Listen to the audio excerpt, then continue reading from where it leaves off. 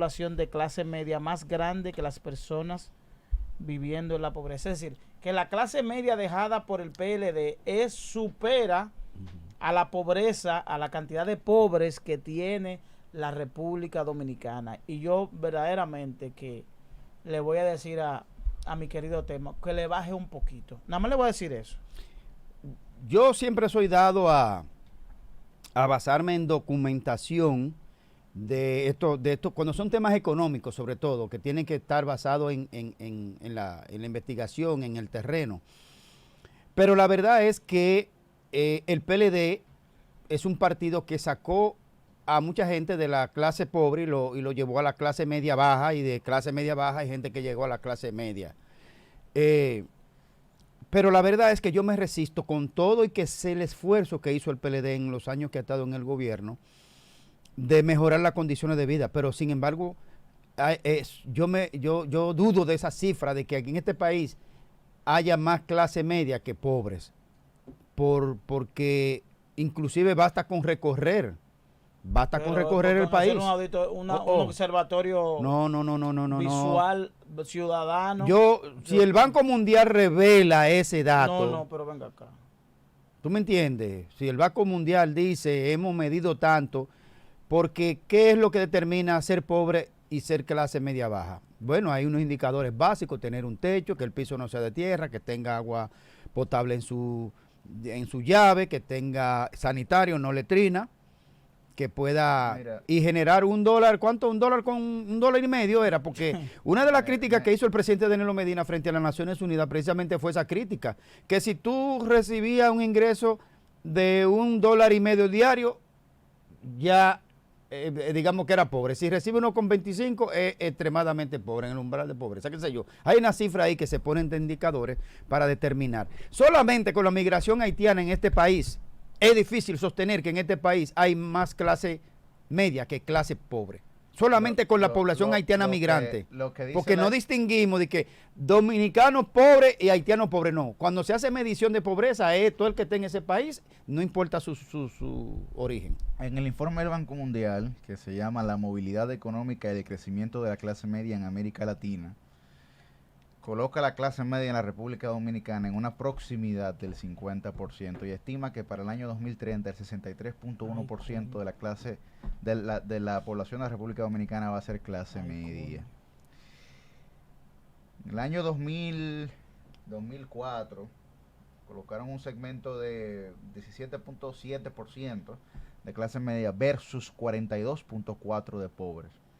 Pero esos segmentos de clase media se colocaron por encima de los segmentos de clase pobre a partir del año 2015. Tú sabes que a mediados de los 90, hubo un informe, a mediados de los 90 hubo un informe que se estaba midiendo precisamente los índices de pobreza en nuestro país.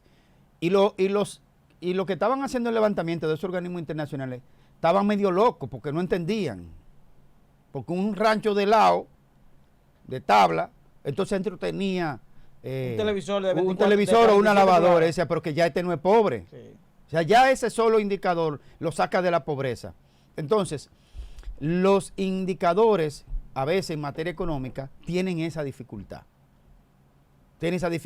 Lo que yo sí veo en nuestros barrios más pauperados, es gente viviendo en condiciones difíciles. Yo me resisto. Que aquí hay más clase media que clase pobre. Mire, mi hermano. Pero entonces lo que habría que hacer, entonces hay que un llamado a redefinir entonces qué es pobreza, entonces. Como que el término. Por eso yo dije. En términos de pobreza, porque, por ejemplo, según la metodología aplicada por el informe del Banco Mundial, porque hay distintas metodologías que es lo que se refiere Graimer. El Banco Mundial. En esa metodología, que es la metodología CARAS, la KHARAS, utiliza el Banco Mundial, que utiliza el Banco Interamericano de Desarrollo, que utiliza el Banco Centroamericano de Integración Económica, es decir, que utiliza la CEPAL, la Comisión Económica para América Latina y el Caribe. Por ejemplo, todos esos organismos utilizan esas metodologías. Usted que es más experto que yo, ¿cuál sería ¿Se utilizarían todos los parámetros, los mismos parámetros para todos los países? Bueno, la República Dominicana entra en lo que es un país de ingresos medios. Correcto.